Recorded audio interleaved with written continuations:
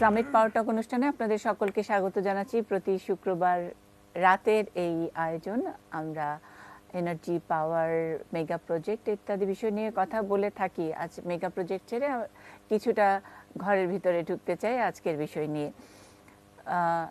আসলে ঘরের বিষয় বলছি, এলপিজির কথা বলছি, কিন্তু সেটা আসলে কোথায় গিয়ে গড়িয়েছে?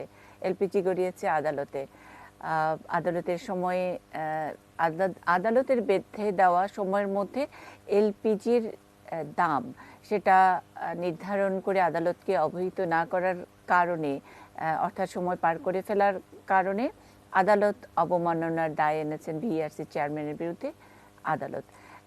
অর্থাৎ এলপিজির দামটি নিয়ে যে গত বেশ কয়েক বছর ধরেই নানান সময় আমরা আলোচনায় উঠে আসি, সেটা সেটেল আদালত পর্যন্ত গিয়ে গড়িয়েছিল এবং সেটাও সুরাহা হয়নি। সুতরাং এখন আদালতে এলপিজি, এই শিরোনাম নিয়ে কথা বলছি। আমাদের সঙ্গে স্টুডিওতে বাংলাদেশ এনার্জি রেগুলেটরি কমিশনের সদস্য মোহাম্মদ মকবুল ইলাহি চৌধুরী আছেন।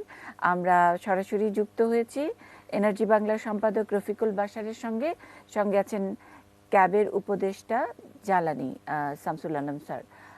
স্বাগত জানাচ্ছি আমাদের এই অনুষ্ঠানে।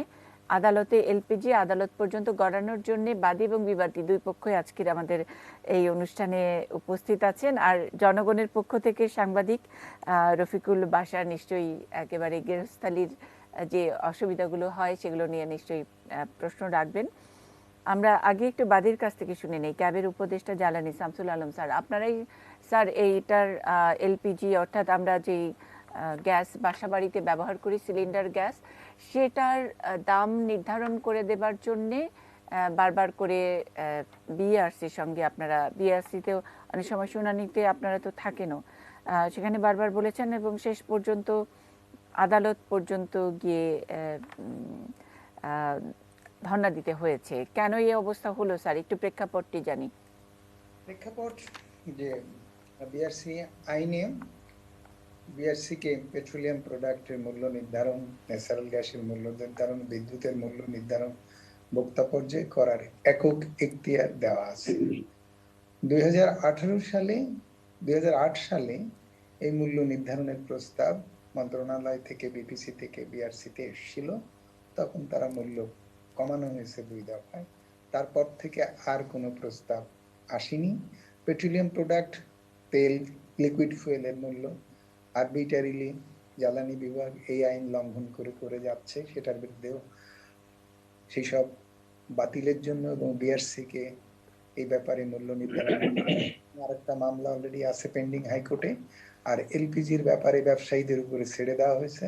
ব্যবসায়ীরা যখন যেমন খুশি তেমন দাম নির্ধারণ করে যাচ্ছে, সেটার ভুক্তভোগী আমরা ভোক্তারা তো হয়ে যাচ্ছি।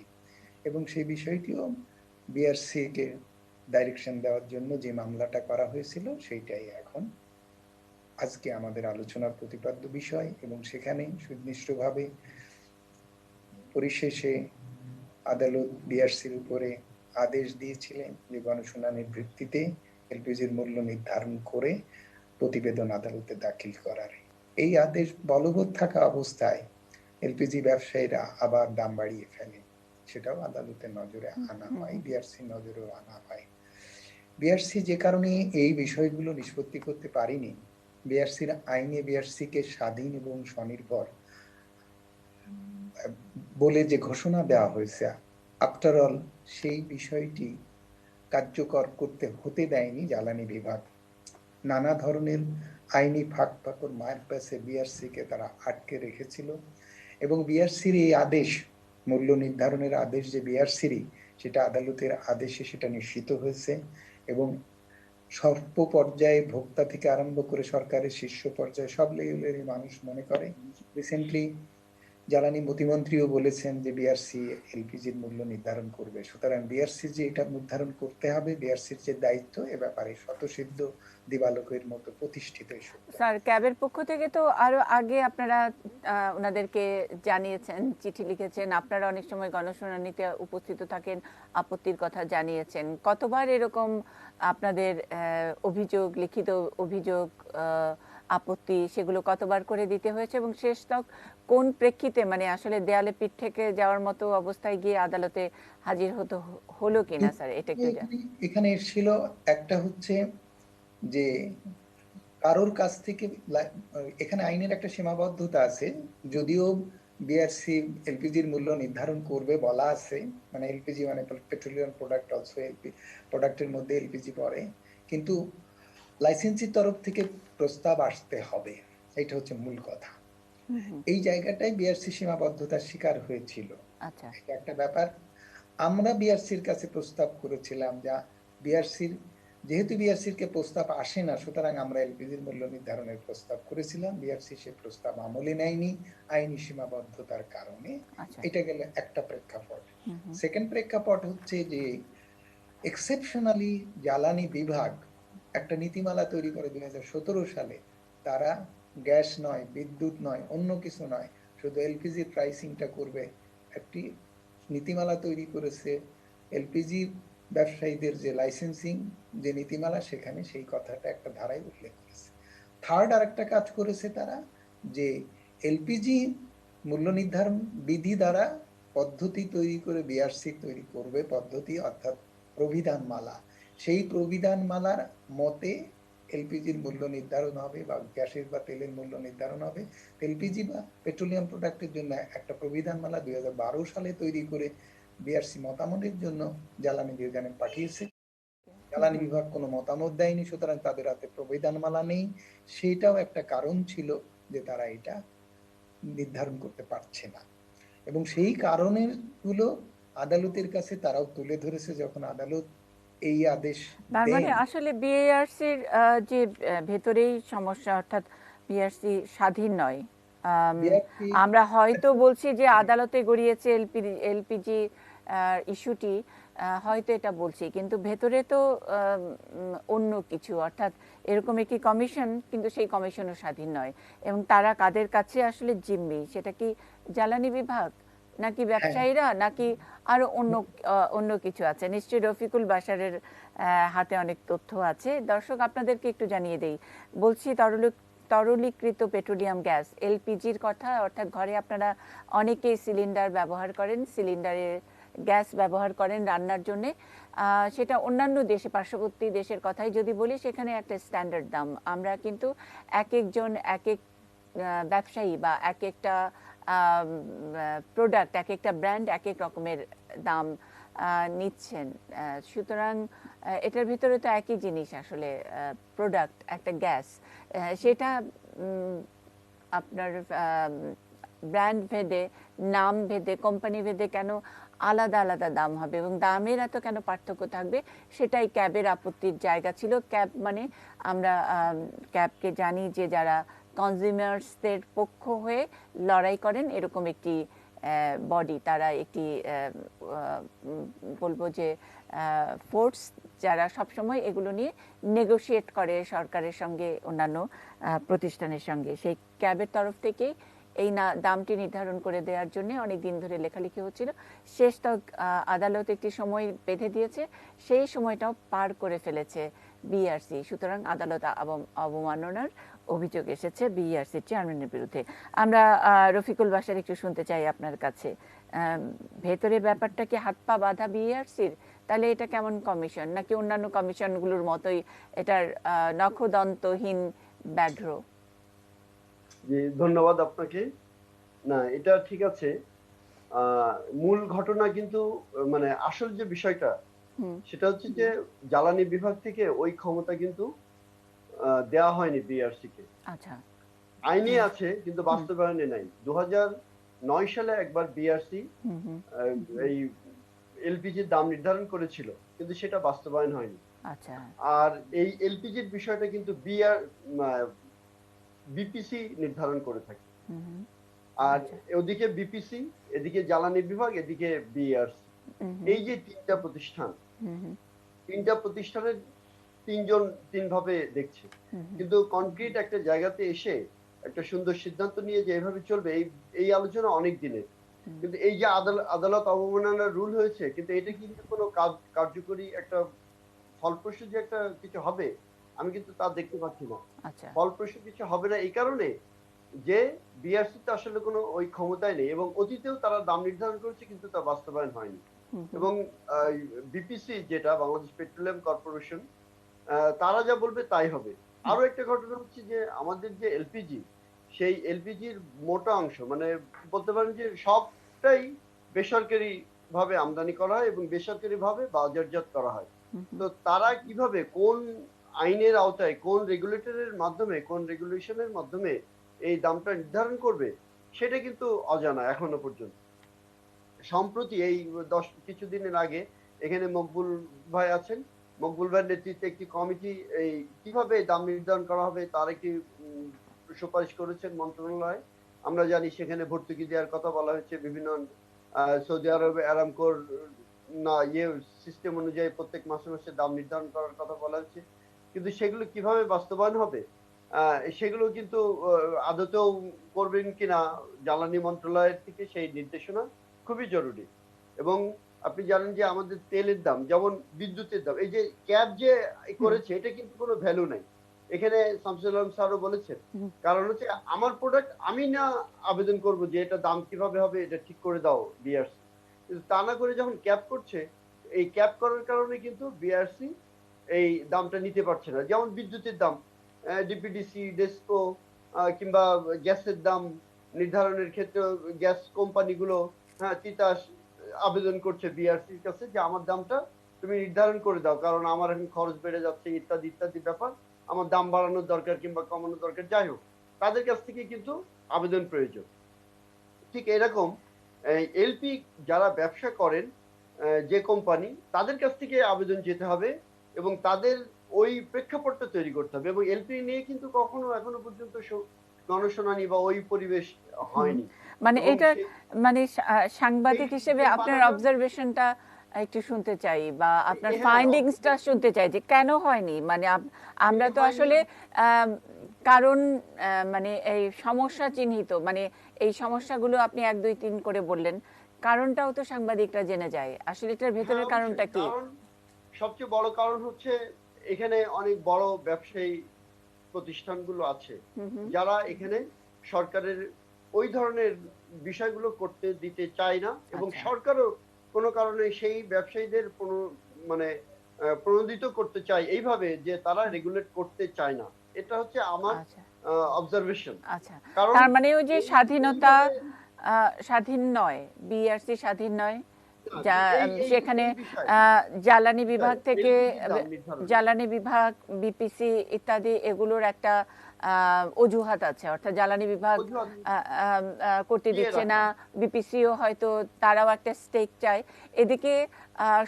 যদি জ্বালানি বিভাগ করতেও চায় তারাও পারে না আসলে, তারা ব্যবসায়ীদের হাতে জিম্মি, তার মানে কেউ জিম্মি মানে স্বাধীন তারা নয়। সচেতনভাবে জিম্মি স্বাধীন থাকে দেশে তাদেরকে বিভিন্ন বিভাগ, ডিপার্টমেন্ট, মন্ত্রণালয়, কেউ স্বাধীন নয়, ব্যবসার না কাছে, স্বাধীন মুনাফার কিন্তু কাছে। জনগণের কথা ভাবছেন না জি, আমরা যারা সেটাই বলছি, মানে in a way different note, যে এই স্বাধীন দেশেও এই ব্যবসা, জনগণের স্বার্থ, দাম নির্ধারণ, সেগুলোর পরতে পরতে এক ধরনের পরাধীনতা, সেটা লোভেরই হোক, সেটা আম, দক্ষতার বলি যে অদক্ষতারই হোক, নানান কিছুরই একটা পরতে পরতে ডিপেন্ডেন্সি। তো সেই কারণেই মানে আমি ছোট্ট করে স্বাধীনতাহীনতা। যদি আরেকটু বলি সেটা হচ্ছে যে আমরা কিন্তু এখন আলুর দামও নির্ধারণ করে দিচ্ছি একদম। আর সেখানে এই এলপিজিটা কিন্তু খুবই স্পর্শকাতর একটা হ্যাঁ, পণ্য খুবই স্পর্শকাতর পণ্য সেই এবং এর ভলিউম দিন দিন বাড়ছেই তো এই স্পর্শকাতর একটি পণ্যের দাম এবং পৃথিবীর সব জায়গায় কিছু কিছু জিনিসের হুম, দাম সরকারই নির্ধারণ করে দেয় তার মধ্যে কিন্তু এই জ্বালানির দামটাও থাকে রাইট, হুম, হুম, কিন্তু সেখানে আমাদের এই দীর্ঘদিন ধরে প্রত্যেক বছর বছর এর প্রবৃদ্ধি হলেও আমরা হুম, এটার দাম নির্ধারণ করার কোনো ফর্মুলাই দেখছি না হুম, হুম। এবং সেটা তার যে মানে এখনো শুরু হয়নি এটুকু দেখছি না। স্পর্শকাতর ইস্যু, স্পর্শকাতর কমোডিটি, এটার উপরে স্পর্শ করতে পারছে না, কারণটা কি? না এটার জন্য তো আজকে আমাদের সঙ্গে মকবুল ইলাহি চৌধুরী আছেন, তিনি জবাব দেবেন, কারণ আমরা দুই পক্ষকেই পেয়েছি, মাঝখানে কমন গ্রাউন্ড হিসেবে সাংবাদিকের অবজারভেশন এবং ইনভেস্টিগেশন, সেটাও আমরা শুনেছি। একটা বিরতির পর বাকি সুযোগটা পাবেন স্পর্শকাতর বিষয়টি কেন সরকার স্পর্শ করতে পারছে না, কেন বিআরসি অপারগতা, কেন বিআরসির আদালত অবমাননার দায়ও নিতে হয়। একটা ছোট্ট বিরতি।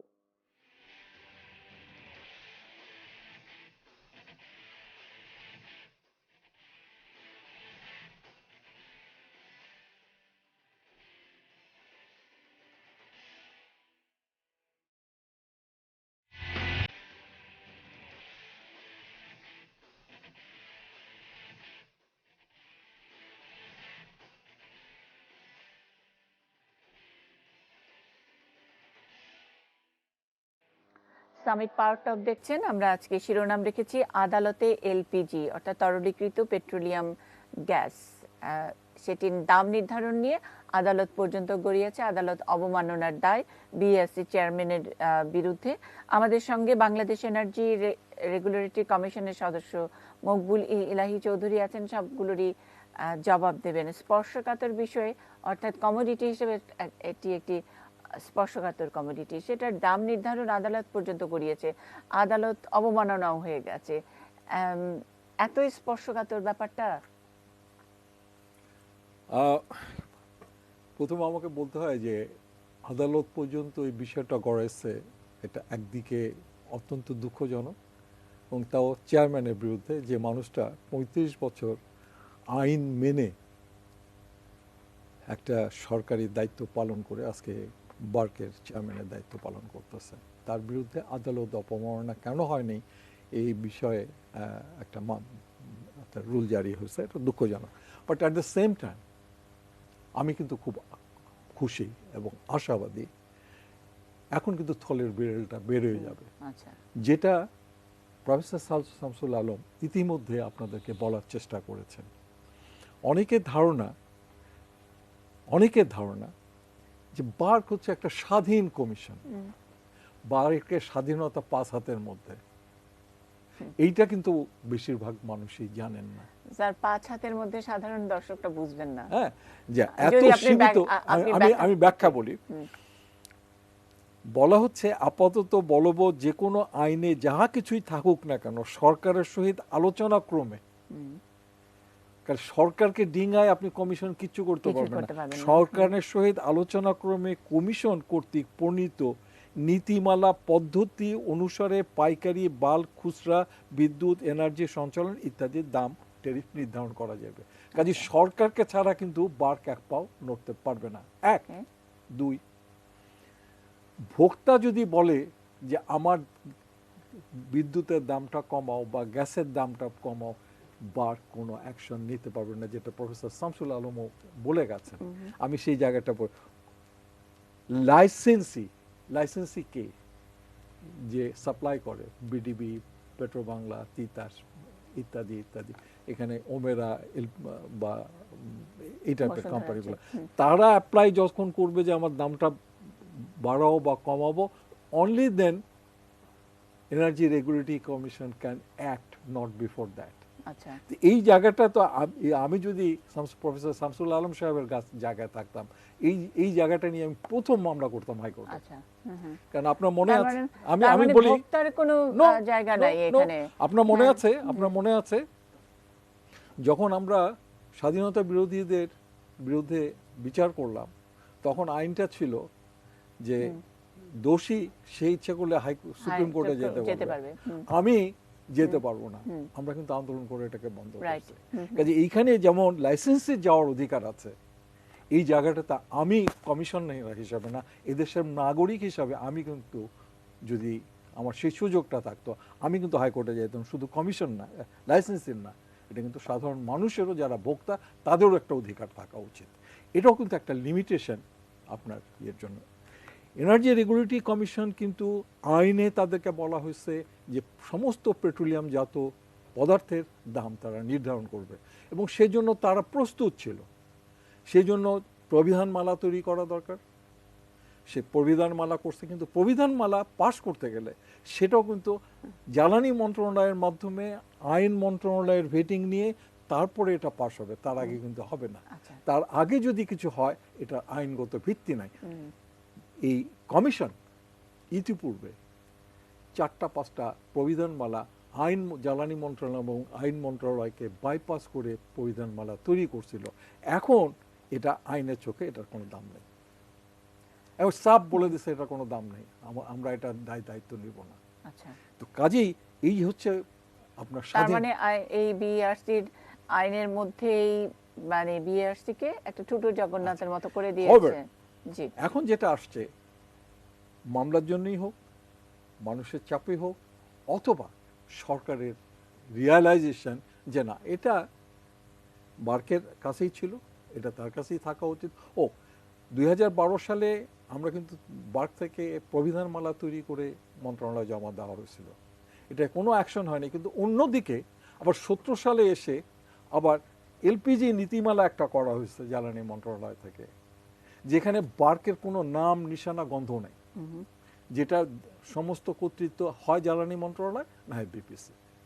এখানেও কিন্তু ছিল না, বাট অফলেট জ্বালানি মন্ত্রণালয় রিয়ালাইজ করছে যেটা বার্কের হওয়া উচিত, যার জন্য তারা চিঠি দিছে, এবং ইনসিডেন্টালি আমাকে এটা কনভেনার করেছে। আপনি জানেন যে আমি এবছর ফেব্রুয়ারি মাসে জয়েন করছি, তা অল্প কিছুদিন পরেই আমাকে অর্ডার দেওয়া হলো যে এই কাজটা করতে হবে। কিন্তু দুঃখজনক হলো সত্য, সেটা হচ্ছে যে করোনা চলে আসলো, আচ্ছা যার জন্য আমরা আচ্ছা করোনার কারণে ব্যাপারটা আমরা মানে অনেকখানি পিছিয়ে টাইম গেলাম, মানে ঠিক পিছিয়ে টাইমে আপনারা এটা করতে নির্ধারণ পারলাম। করতে বাট পারেননি। আমরা একটা জিনিস আমরা যেটা দেখার চেষ্টা করলাম, যে আমার কমিটিতে এখানে মন্ত্রণালয় থেকেও প্রতিনিধি ছিলেন, অন্যান্য সংস্থাগুলো থেকে ছিল, সবাই যথেষ্ট পরিশ্রম খাটাখাটনি করে আমরা করেছি। আমরা প্রথমে যে জিনিসটা দেখলাম যে আইনগত সুবিধা অসুবিধা কি আছে প্রাইসিং করতে, এটা করতে এসেই প্রথম দেখলাম যে প্রবিধানমালা নেই। ঠিক আছে, তারপরে এলপিজি ব্যবসাটা বোঝার চেষ্টা করলাম, কারণ এলপিজি ব্যবসাটা বর্তমানে বাংলাদেশে 98% করে প্রাইভেট সেক্টর। আচ্ছা, কিন্তু গ্যাস সেক্টরে কিন্তু সমস্তটাই কিন্তু সরকারি সেক্টর করতেছে, বিদ্যুতের সবটাই কিন্তু সরকারি সেক্টর, কিন্তু এখানে কিন্তু প্রাইভেট সেক্টরই হচ্ছে মেজর প্লেয়ার। হ্যাঁ, কাজে প্রাইভেট সেক্টরে যখন ইনিশিয়ালি খবর পেল যে এরকম একটা কি বলে এলপিজি মূল্য নির্ধারণ করার জন্য একটা কমিটি হয়েছে, তারাও কিন্তু খুব নাখোশ ছিল। আমাকে বলে দিয়েছিলেন একজন, আমার খুব ঘনিষ্ঠ হল, আরে ব্যবসা আমরা 90% আমরা ব্যবসা করি, আপনি কিসের প্রাইসিং করুন, আপনি কি ওয়ারি, আপনার কিসের প্রাইসিং। তা আমি তাকে বিনীতভাবে বলছিলাম যে ভাই আমি কেন করতে পারবো না, আপনি আমাকে এটাই বলে দেন সুন্দর করে, আমি এটাই সুন্দর করে লিখে সরকারকে দিব। আমি সেকেন্ড কথা তাকে বললাম যে ভাইজান আপনার, আমি যতটুকু জানি যে পাকিস্তান আমলেও আপনার বয়স কিন্তু ক্লাস 9-10 পড়া, এমন আপনার বাবার একটা গাড়ি ছিল এবং আপনি গাড়িতে চড়তেন। সেই সময় কিন্তু কক্সবাজারে 1 গ্যালন পেট্রোলের যা দাম ছিল, পঞ্চগড়ে 1 গ্যালন পেট্রোলের দাম ছিল তখন 100%, আপনি তো 90% বলছেন, 100% তেলের ব্যবসা করতো প্রাইভেট সেক্টর।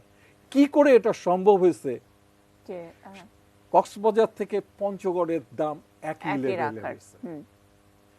এইভাবে আস্তে আস্তে আস্তে আস্তে আমরা আলাপ শুরু করলাম। আমরা ওয়েবিনার করছি, যেখানে সাংবাদিক, টেকনোক্র্যাটস, সোশ্যাল ওয়ার্কার্স, ব্যবসায়ী, এরকম 65 জনকে নিয়ে আমরা আলোচনা করছি, আমরা বোঝার চেষ্টা করছি। আমরা এলপিজি যারা আমদানি করেন তাদের সঙ্গে আমরা আলাদা বসে আমরা কি করা যায়। ইভেন আপনার এলপিজি এখন পর্যন্ত যেটা আছে, এলপিজি আপনি জানেন যে বেসিক্যালি সারা পৃথিবীতে হয় প্রোপেন অথবা বুটেন বলে একটা গ্যাস আছে, এটা 90-100% পর্যন্ত শীতের দেশগুলোতে ব্যবহার করে, এক এক দেশ এক এক দেশ।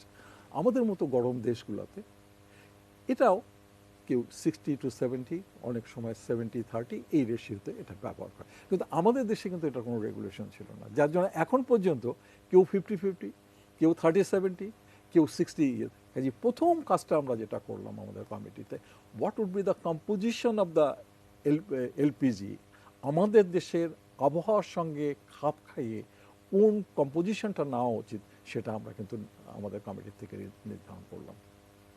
ঠিক আছে, এবং এলপিজিতে আরেকটা জিনিস আপনি জানবেন যে সারা পৃথিবীতে এলপিজির দামটা এইভাবে ওঠানামা করে। It's a volatile market.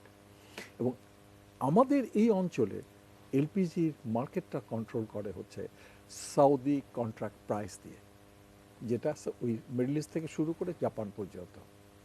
এরা প্রতি মাসে, যেহেতু ভোলাটাইল, কাজে প্রতি মাসে এই এলপিজির দামটা তারা নির্ধারণ করে দেয়, এন্ড বেসড অন দ্যাট সমস্ত চুক্তিগুলো হয়। ঠিক আছে।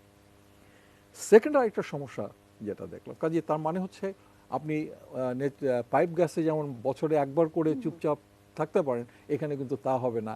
একটা এলিমেন্টের জন্য আপনাকে কিন্তু অটো ব্যবস্থাটা রাখতে হবে। সেকেন্ড ইস্যুটা আসেন ট্রান্সপোর্টেশন। আপনার তো দেশে নেই, হয় ইন্দোনেশিয়ার থেকে আনবেন, না হলে মিডল ইস্ট থেকে আনবেন, না হলে অস্ট্রেলিয়ার থেকে আনবেন, জাহাজে আনতে হবে। তো জাহাজের দামটারও একটা বিষয় আছে। এগুলো তো আসলে যখন আপনারা শুনানিতে বসবেন, দাম অ্যাডজাস্ট করার জন্য বসবেন, তখন এসব আলোচনা হবে। কিন্তু আমরা যখন নাকি সাধারণ মানুষের পক্ষ থেকে একটা স্ট্যান্ডার্ড দামের জন্য দাবি তোলা হয়, তখন সাধারণ মানুষকে আপনারা এই যে আদালত একটা সময়সীমা বেঁধে দিল, দামটা নির্ধারণ করতে হবে, সেটাও পার করলেন। করোনা একটা এক্সকিউজ, ওকে ঠিক আছে, করোনাতে আপনি অনেক কিছু করেছেন, ওয়েবিনার করেছেন, আলাপ আলোচনা করেছেন, সেগুলো হয়েছে। কিন্তু তারপরে আউটকামটা কি হলো যদি এটা হাজির করতেই না পারলাম এত কিছু করার পরেও? আচ্ছা, আমরা যেটা করছি সেটা হচ্ছে যে এই মুহূর্তে এলপিজি প্রাইস আমার যদি হাতটা খুলে দেওয়া হয়, ও তার মানে আমার হাতটা কিন্তু আমার এখন বেঁধে রাখছে।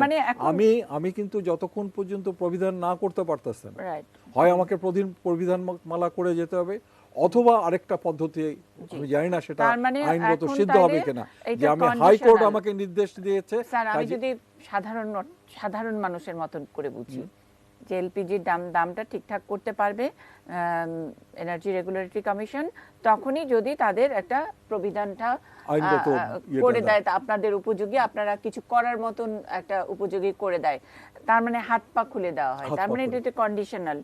এটা কি আসলে মানুষ মানবে? এটা আগে কেন আপনারা বিআরসির সদস্য হওয়ার সময় কেন এগুলো নিয়ে আপনারা কথা বলেন? এটা কি ডক্টর শামসুল আলম বা রফিকুল বাশারদের মতো মানুষরা তারাও কি সুমোটো এটা নিয়ে ইয়ে করতে পারে কিনা? মানে প্রাইসিং এর পারে না, তাদের না প্রাইসিং এর জন্য না, যে বিআরসির যে কোনো কিছুতেই বিআরসির কাছে গেলে, পাবলিকের তরফ থেকে বিআরসির কাছে গেলে তো আপনারা ওই প্রবিধান চাইবেন।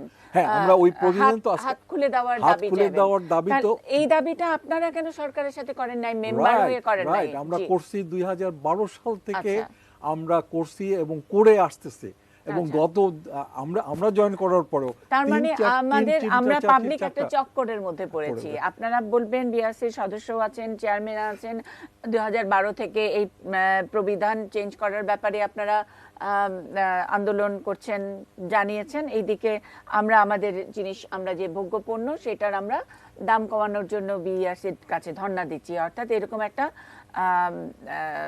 দুষ্ট চক্র, এই দুষ্ট চক্রের মধ্যে থাকতেই হবে। এবং সাধারণ মানুষ, বাংলাদেশের মানুষ কোনো কিছু তো অত মানে ওই অন্যান্য পাশের দেশের মতো যে 10 টাকা বাসের ভাড়া বাড়লে যে বন্ধ হয়ে যায়, হরতাল হয়ে যায়, সেটা তো আর বাংলাদেশের মানুষ নয়। এই 98% ব্যবসায়ীদের হাতে মোটামুটি জিম্মি, ওনারা যেরকম করে দাম রাখবেন সেইভাবেই আমাদের কিনতে হবে। আমাদের আসলে মুখ বন্ধ, দেয়ালে পিঠ ঠেকা, এরকম একটি অবস্থা আসলে করণীয় কি? আমি এনার্জি বাংলার সম্পাদকের কাছে জানতে চাই ক্যাবের উপদেষ্টা জ্বালানি ডক্টর শামসুল আলম স্যারের কাছে একটা ছোট্ট বিরতি নিয়ে আসছি।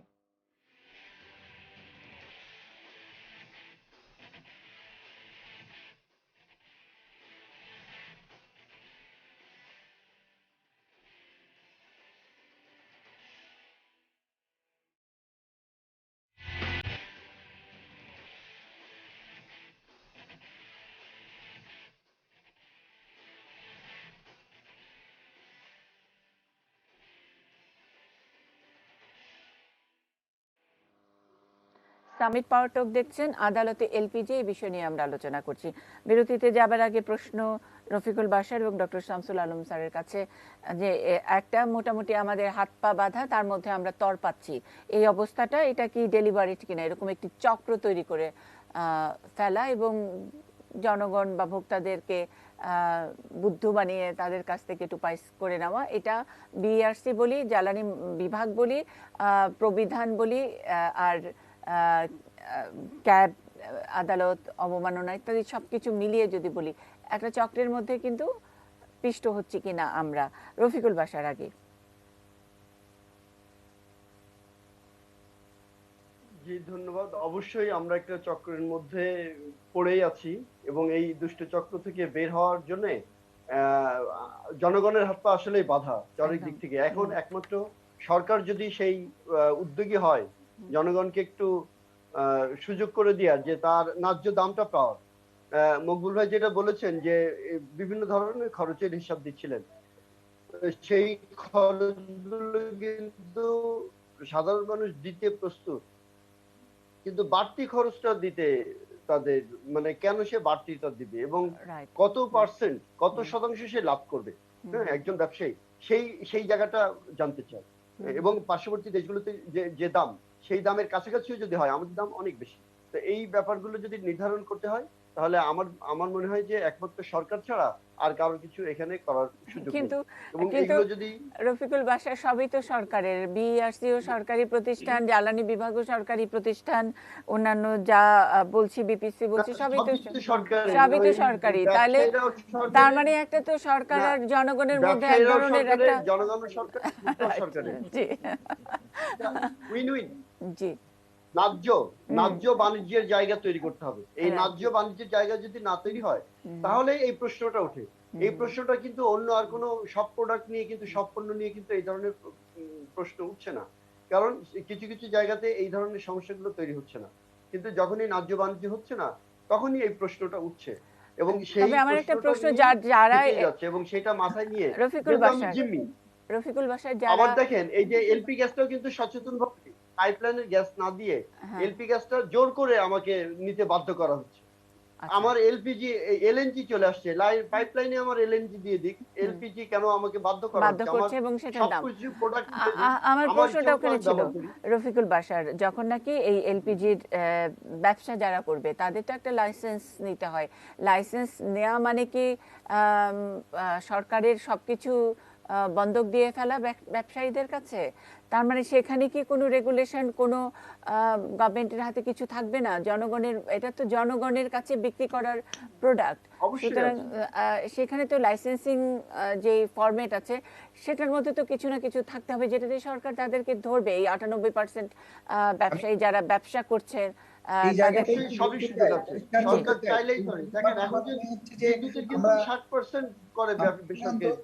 আলোচনায় বিভ্রান্ত হচ্ছে। আমি এই জায়গাটা পরিষ্কার করতে চাই, একটু আমাকে সুযোগ দিন। জি ডক্টর শামসুল আলম যে কথাটা বলেছেন, উনি অসহায়ের জায়গা থেকে বলেছেন, আক্ষেপের জায়গা থেকে বলেছেন, কিন্তু বিষয়টি আজকে যে জায়গায় এসছে, এই জায়গাটা আক্ষেপের জায়গা এবং অসহায়ত্বের জায়গা, মেরামতের জায়গার সুযোগ তৈরি হয়েছে। মকবুলিলাই সাহেব যে কথাটা বলেছেন অ্যাজ এ মেম্বার হিসেবে, আমি ওনার সব কথার সঙ্গে একমত নই।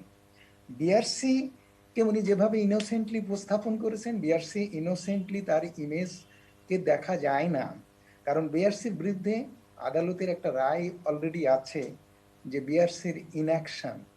বিআরসি থ্রু আউট, বিআরসি মানে হচ্ছে আজকের চেয়ারম্যান নয়, বিআরসি মানে হচ্ছে আজকে যারা মেম্বার তারা নয়।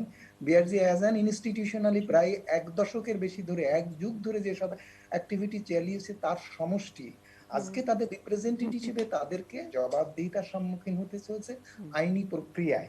তারা জবাবদিহিতার যেসব বক্তব্য দিয়েছেন, আজকে যেসব বক্তব্য দিলেন, আমরা আপাতত দৃষ্টিতে দেখছি সেসব বক্তব্য মাননীয় আদালতের কাছে গ্রহণযোগ্য হয়নি এবং আমাদের কাছেও গ্রহণযোগ্য নয়, এবং আমাদের কাছে তাদের এই অবস্থান গ্রহণযোগ্য নয় বলেই আমরা আদালতে গিয়েছি। যদি গ্রহণযোগ্য হতো তাহলে আমাদের আদালতে যাওয়ার দরকার ছিল না, আমরাও কোনো প্রক্রিয়ায় সলিউশনের কথা ভাবতাম। এটা প্রথম মনে রাখা দরকার। ইনঅ্যাকশনের বিষয়টি কি? কোনো একটা অ্যাপ্লিকেশন রিজলভ করেনি বিআরসি। যে কথাটা বলেছে স্যার, এটা কি ডেলিভারেট নাকি অদক্ষতা? আমি শেষ করি, আমার কথাটা শেষ করার পরে আপনি বুঝতে পারবেন যে জায়গাটা কোথায়, আমাদের গ্রিভেন্সটা কোথায় এবং আমরা কিভাবে বিআরসি কে দেখছি, সেইটা হচ্ছে মূল বিষয়। কারণ আমরা যেভাবে দেখছি সেটা হচ্ছে 16 কোটি মানুষের দেখাটা। এই দেখাটার মধ্যে যদি কোনো রকম অস্পষ্টতা থাকে, তাহলে সমস্যার সমাধান করাটা কঠিন হয়ে পড়বে। কারণ যে প্রতিষ্ঠানই হোক না কেন, সেটা সরকারি হোক, বিআরসি হোক, আর জ্বালানি বিভাগই হোক, বিপিসি হোক, তারা সবাই আমাদের সেবা দেওয়ার জন্য। তাদের প্রতি যদি আমাদের সন্দেহ থাকে, সংশয় থাকে, তাহলে গোটা জিনিসটাই সন্দেহ সংশয় জায়গা থেকে না দেখে যদি আমরা যেভাবে নিজেরা নিজেদেরকে দেখতে চাচ্ছি, তাহলে এই ভুল আর ভ্রান্তি বাড়তে থাকবে। সেটা আপনার অনুষ্ঠানে অন্তত আমি নিষ্পত্তি করে যেতে চাই। আদালত তাদের ইনঅ্যাকশনের ডাইরেকশন দিয়েছে যে তারা যে আমাদের কোনো অ্যাপ্লিকেশন রিজলভ করে না, এইটা unauthorised, illegal, without lawful authority. ৪৫ দিনের মধ্যে আমাদের কোনো অ্যাপ্লিকেশন তাদের কাছে গেলে তাদেরকে তার জবাব এবং নিষ্পত্তি করতে হবে। তারা তারপরেও কোনো রেসপন্স করেনি। এক হচ্ছে তারা কি আদালতের এই আদেশগুলো বোঝে না, তারা কি এগুলো স্যার করে আমরা না? কিন্তু শেষ করব, আমরা আমাদের হাতে সময় নাই, এই খুব জায়গাটা ছোট গেল করে। আসেন তাহলে ইনঅ্যাকশন গুলোকে আগে। মগলিলাই ভাই অনেক কাজ করেছেন, তিনি ইনঅ্যাকশন গুলো কি কোনোদিন চর্চা করেছেন? সুতরাং আপনি যে প্রশ্নটা করেছেন যে তিনি যে রিপোর্ট করেছেন, অনেক কাজ করেছেন, সেই কাজগুলো কি আমাদের কোনো কাজে এসেছে? আমাদের কোনো কাজে আমি আসেনি। আমি অন্তত তাহলে বলতে পারি। ইনঅ্যাকশন গুলো আগে ওনারা চেক করুক। জি জি দ্বিতীয়ত প্রশ্ন সে হচ্ছে যে যে কারণগুলোতে উনি দেখিয়ে বললেন যে তেনারা এই কারণে করতে পারেননি, আদালতের আদেশের পরে আর এই যুক্তিগুলো সাসটেইন করে না।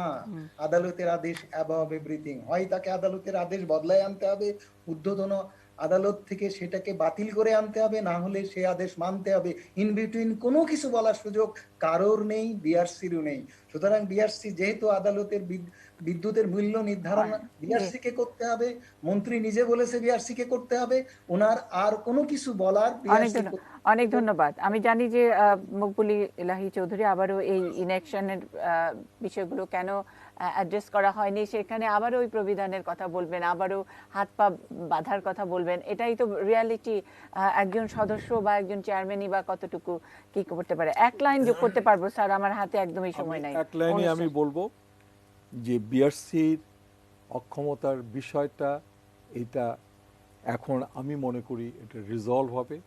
একদিকে বার্ক কি বলে ক্যাব সোচ্চার, আদালত সোচ্চার, সর্বোপরি আমার জ্বালানি মন্ত্রণালয় হ্যাজ অলসো রিয়ালাইজড।